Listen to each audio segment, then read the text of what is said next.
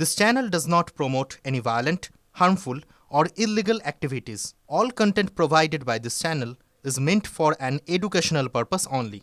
উনি দিল্লিকে হেলাতে গেছিলেন, মেসি কাণ্ডে এমন হেলা হেলিয়েছেন, গাড়ি ঘুরিয়ে নিয়ে পালিয়ে গেছেন বাড়িতে।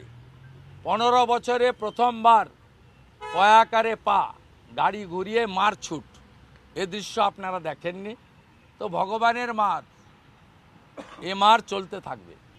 কে বাদ দিয়েছে? বাপু কাকে বলা হয়? বাপু কাকে বলা হয়? এইসব মিথ্যা কথা, ঢপবাজি। আপনি অ্যাম্বুলেন্সগুলো ছবি লাগিয়েছেন, 60% টাকা তো নরেন্দ্র মোদীজির, ভারত সরকারের জাতীয়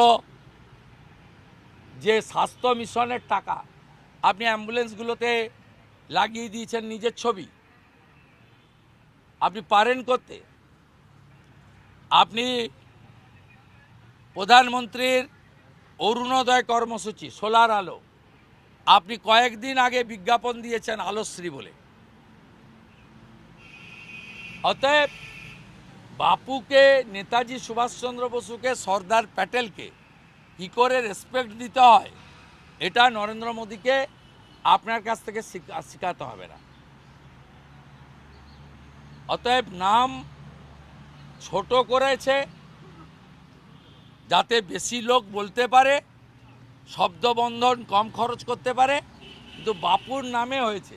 আর বাপু মানে সবাই জানে মহাত্মা গান্ধীকেই সম্মান দিয়ে বলা হয়। অর্থাৎ আপনার এসব কথা মাথায় সাজে না। আপনি আরবি সংস্কৃতিকে বাংলায় আনতে চান। আপনি আমাকে প্রত্যেকটা কর্মসূচিতে বাধা দেন। আর আজকে হুমায়ুন কবির বেলডাঙ্গাতে তার রাজনৈতিক দলের প্রকাশ করলো, তাকে অনুমতি নিতে হয়নি, 500 পুলিশ পাঠিয়েছেন। আপনি মা কালীকে প্রিজন ভ্যানে তোলেন, আর বাবরের নামে ধর্মীয় প্রতিষ্ঠান গড়ার জন্য আপনি 1000 পুলিশ দাঁড় করান। আপনার মুখ থেকে সব কথা মানায় না। দীপু দাস, বাংলাদেশের এক হিন্দু যুবক, মিথ্যা প্রচার করে জ্যান্ত পুড়িয়ে দিয়েছে। মুখ্যমন্ত্রীর মুখ থেকে কোনো বক্তব্য নেই কেন? দীপু তো বাঙালি, দীপু তো গুজরাটি নয়, বিহারি নয়। আপনার একটা শব্দ নেই কেন? আপনি এখানে 50 মিনিট না 1 ঘন্টা, মাঝে 20 মিনিট মাইক গণ্ডগোল হয়েছিল, সেটাও ষড়যন্ত্র। কখনো বলছেন ষড়যন্ত্র, আর কখনো বলছেন পুলিশ দেখে নেবে।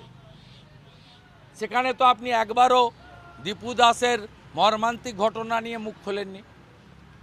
অতএব মানুষ দেখছে আপনি এবারের নির্বাচনে চুরি যাতে করতে না পারেন, তার জন্য ইলেকশন কমিশন চেষ্টা করছে। আমরাও অধীর আগ্রহে অপেক্ষা করে আছি।